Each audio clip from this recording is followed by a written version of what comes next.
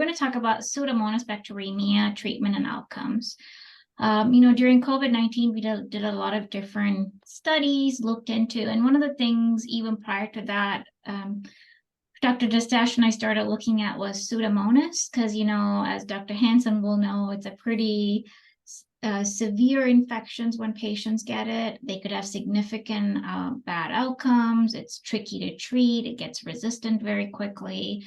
So making sure we get the right antibiotics is important. Next slide, I'll give some background. So a while back, there was a study, they did pharmacokinetic studies where they looked at cefepime as an antimicrobial that we use for Pseudomonas. So they looked at dosing of cefepime to see was it achieving good concentration, and is there a way to use cefepime dosing, reduced dosing to help treat Pseudomonas. So some background information, we usually do 2 grams of cefepime every 8 hours is our usual dosing. But however, with these early PK studies, what they said is you could do 1 gram of cefepime every 6 hours. So you go from 6 grams a day to 4 grams a day. But frequent dosing can achieve same outcomes through this data. So instead of, it decreases costs and also it same outcome. So what ended up happening, a lot of institutions went to the process of including hours, 1 gram every 6 hours for when we use cefepime.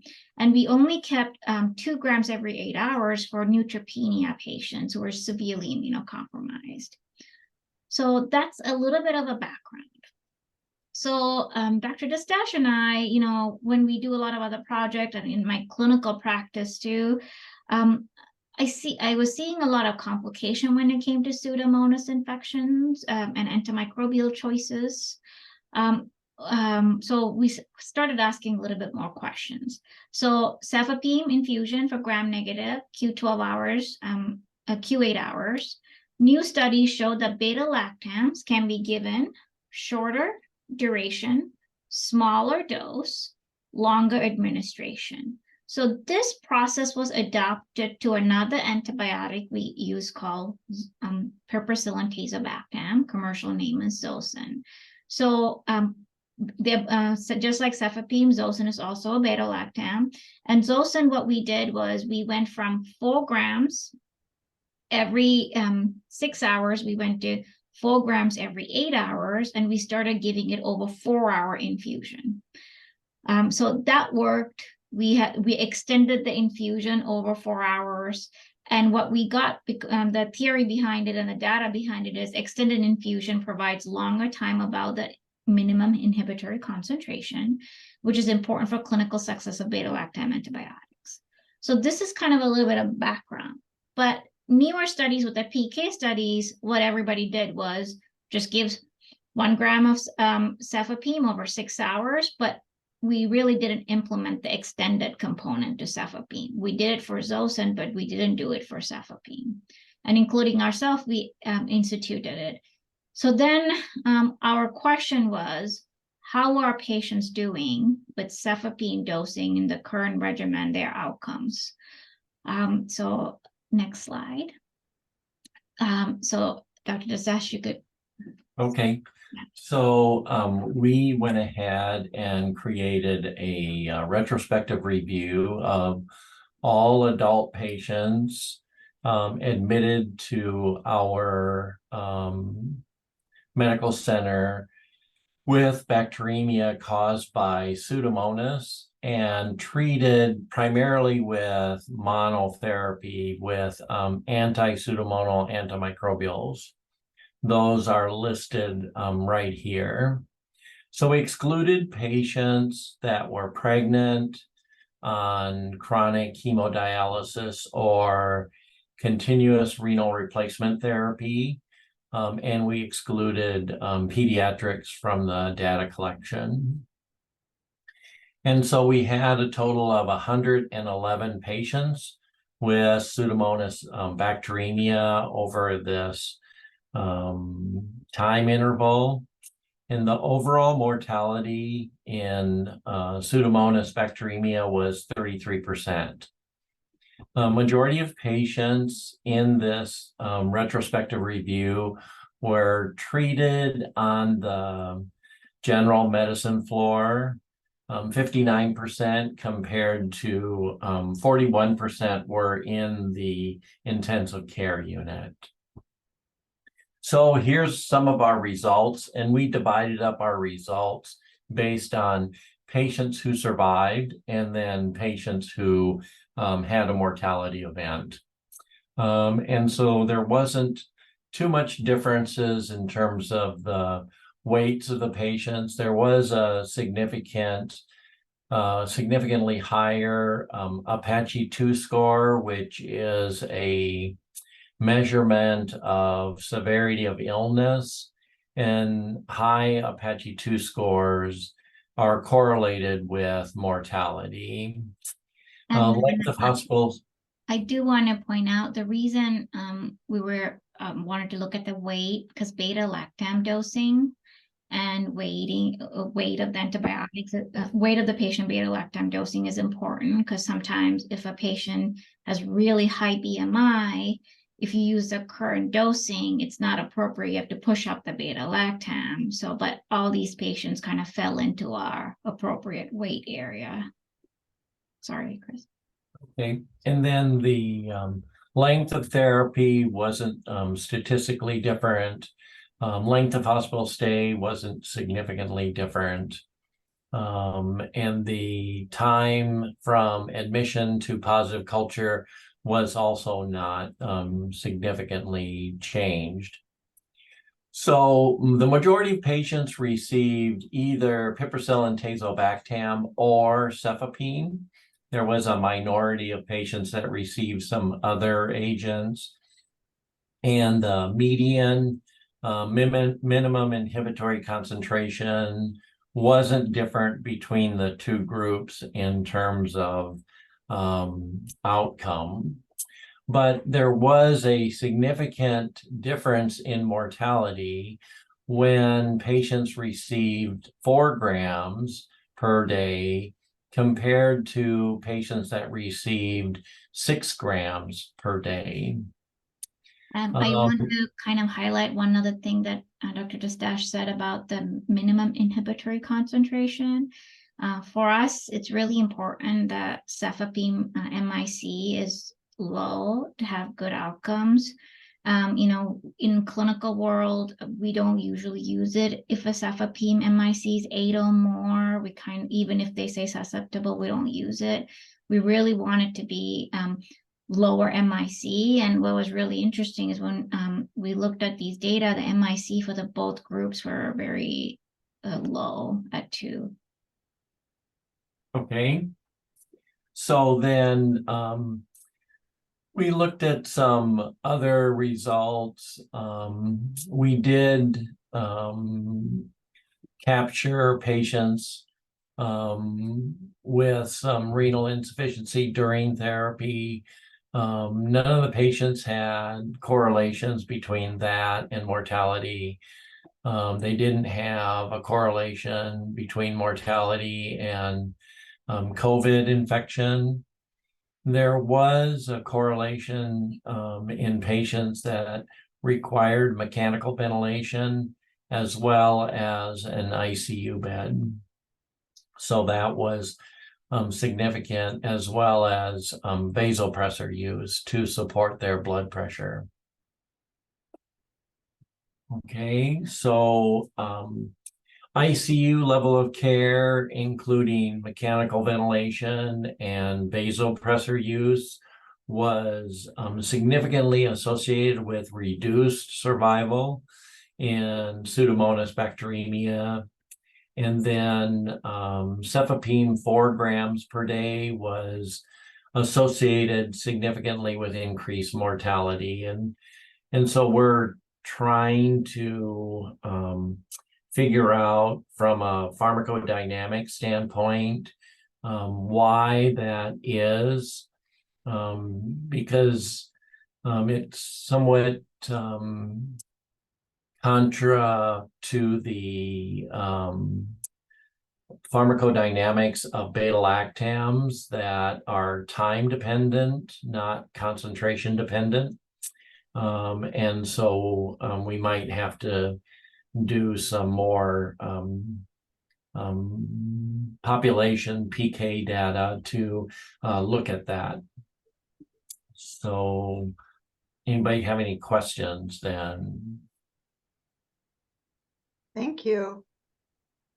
Wow, I had no idea that the mortality figures were that high. That's a really...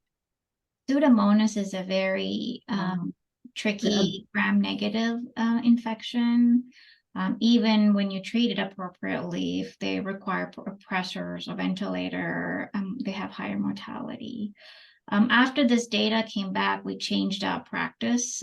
So we have gone to, even though a lot of institutions are still doing the 1 gram Q6 hours, we have gone now to septic shock patients, sepsis patients, any patients coming in, they all are getting 2 grams. And if it's not Pseudomonas, then we're de-escalating. But if it is, we're keeping the higher dosing while we figure out what's happening. But we have changed practice and hoping we continue to work on this project and we're able to publish soon. Hi, Renuga and Chris, that was fantastic. And it isn't something that I've seen elsewhere. So it's really knowledge added. But Chris, I wanted to ask your perspective when you were talking about, cephalosporins, where the issue is time dependency more than concentration dependency. So I'm wondering, in terms of the 2Q8 versus, let's say, 1.5 Q6, if it's time dependent, why you think there might be, like, did you ever think about doing 1.5 Q6? And why, and what, are you doing anything to try and measure the sort of the pharmacodynamics going forward? Is that like your next study? Yeah, they actually, before even Chris shares it, Chris and I were just talking, they just published another study related to this. And what they showed was we need to be doing 1 gram over 3 hours. So another group just showed a data about 100, and just like our study, about 115 patients. And what they did was used 1 gram over 3 hours, and they found they got equal outcomes. So they ran it in over 3 hours? They Yeah. infused over 3 Yeah. hours? They running the 1 gram over 3 hours, because we do Zosyn now over 4 hours. Yeah. And before we used to do it over 30 minutes. So, but Chris, this will be a great another Sarah project. Okay, great. Thanks very much. Sorry. No, actually, so one of the things that is done at our institution is cefepime is given as a push. So it's given over like 2 to 5 minutes. And so that could be a reason why we're seeing differences. But I don't know if that necessarily explains everything. So Nancy? Yeah, so your the time to definitive treatment was 3 days for one group, and then the ones that were deceased were 6 days. Why was there a discrepancy in how much time it took to determine what you were going to treat with? Were the bugs just that hard or to decipher, or? no, I think so the people who survived probably had more community associated Pseudomonas.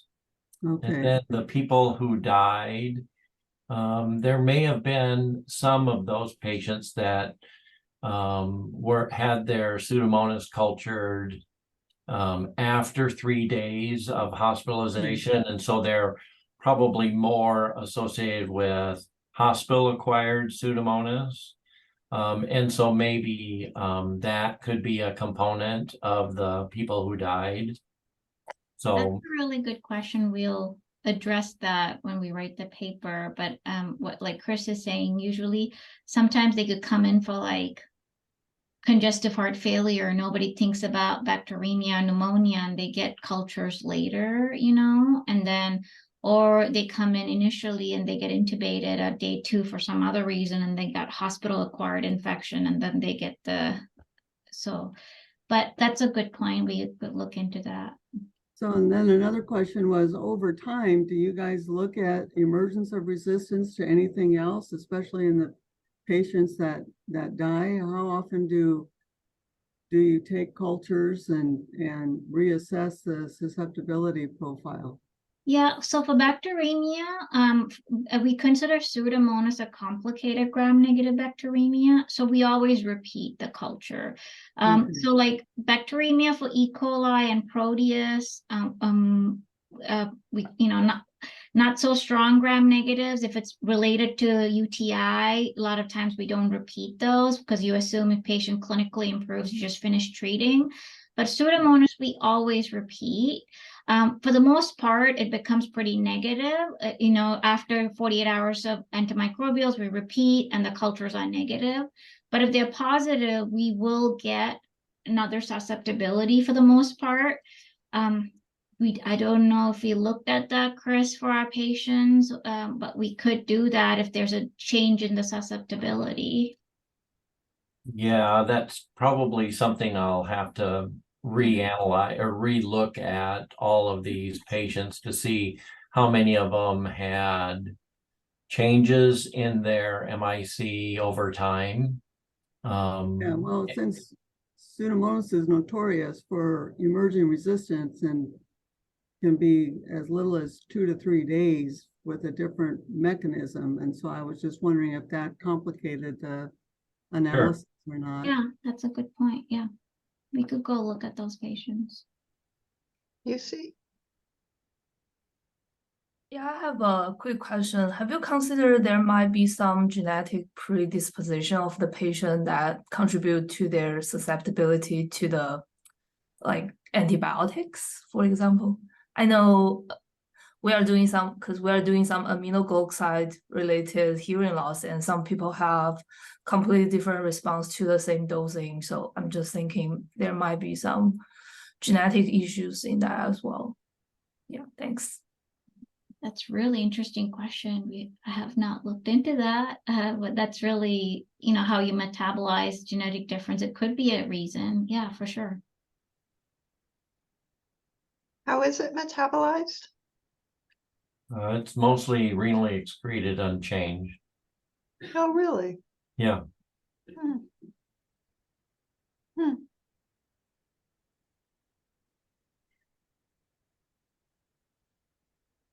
I think this is, as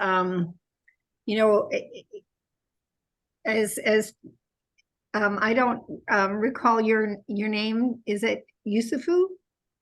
Yeah, it's UC food.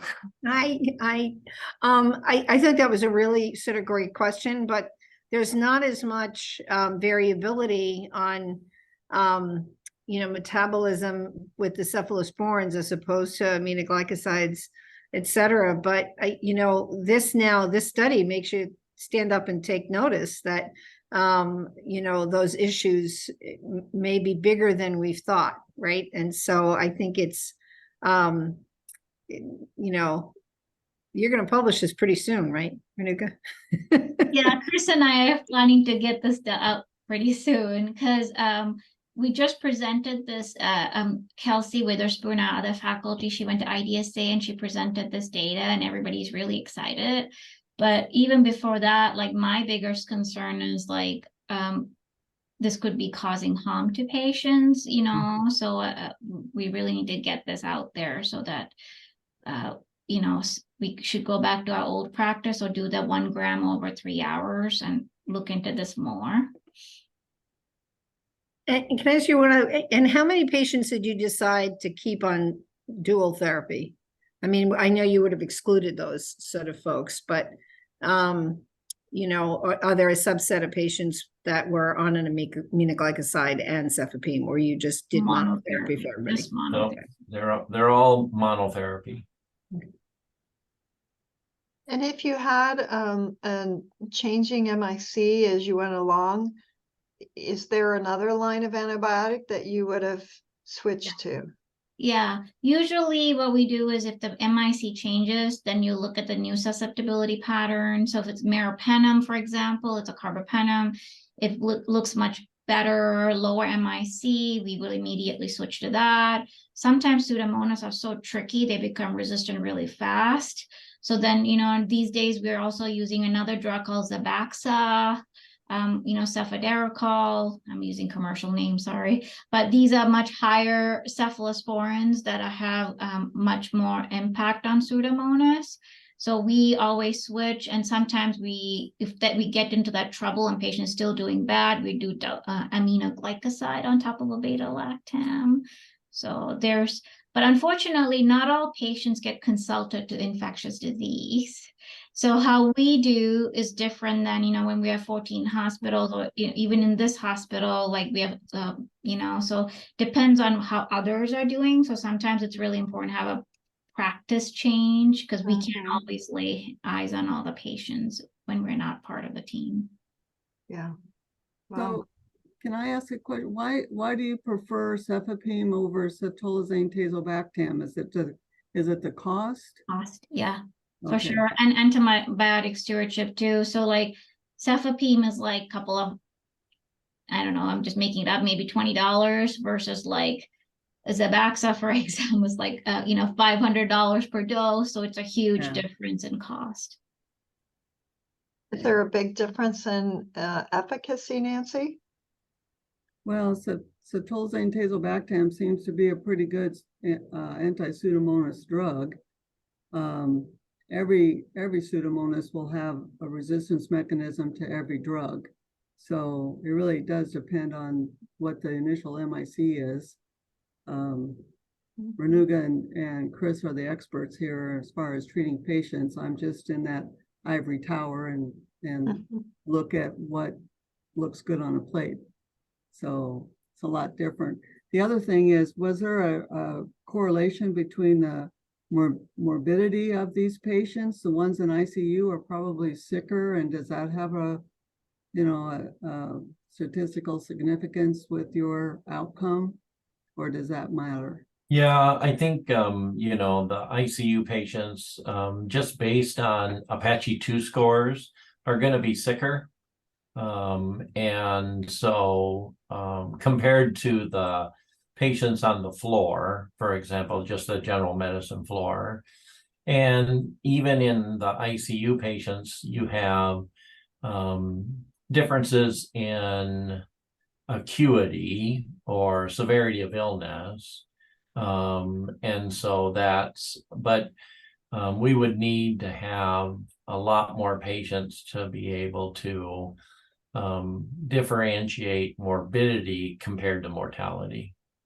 I was just wondering if you could do that, would you have 2 dosing regimens then, one for on the floor and one for the ICU patients that you could then do automatically? Yeah, so that's kind of what we're doing right now. So the patients that are on the floor usually get a gram Q6, and the patients that are in the ICU, or if they're on the floor and immunosuppressed, like neutropenic, they would get 2 grams Q8. Okay. So that's kind of how we're trying to use this data appropriately for the sickest patients. Yeah, I think that's great. So. I've got a little question. First, I'll apologize because I missed a large part of the discussion a few minutes ago. I'm just coming on call and was getting sign out from one of my associates who's about to get on a plane. So I apologize if you addressed any of this, but do you know how many of your patients may have had surgical diagnoses? I say this because in surgery, we see Pseudomonas infections most often as a secondary infection after they've already been treated. for, routine gram-negative coverage for a period of time. And some of those patients sometimes also might not have complete source control. We know that the Apache 2 scoring system, it's mainly physiologic and laboratory based, underestimates severity of illness in surgical patients. It's found not to correlate quite as well as it does with medical patients. So were you able to pull into your data whether patients had surgical diagnoses, whether they may have had ongoing open wounds on their problem list or diagnostic list? Or did you filter out for surgical patients that are only focused on medical patients? That's a good point. We did not capture surgical diagnoses in these patients. We could certainly go back and do that. That would be of interest, I think, to a wide variety of clinicians. So that's a good thought. Or if you're planning confirming data moving forward, you may want to try to incorporate that to see, Sure. It may be a way you may want to stratify patients a little bit in that Sure. regard, see if the relationships hold. Okay. For sure. Yeah, I think that's a really good, I'm taking notes. These are really good. Thank you. Appreciate it too.